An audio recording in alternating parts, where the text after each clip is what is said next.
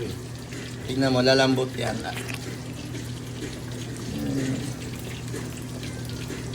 Marunong na ano eh.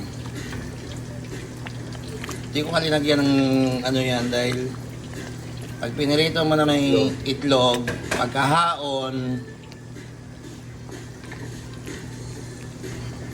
Wala nga, sayang ang mantika. pwede yun sa isda. Gaya ng mantika. Pero ito nga.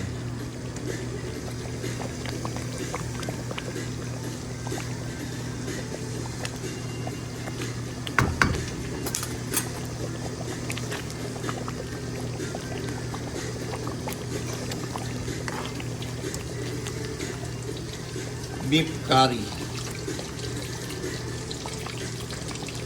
Pero hindi naman beef curry. Ang tawag nito, wala namang curry ito eh. Yung nilagay mong spices, yun din naman ang purpose ng curry. Oo, pero hindi curry. Iba yung different yung curry talaga na... Saka hindi kasi beef curry ang pangalan nito.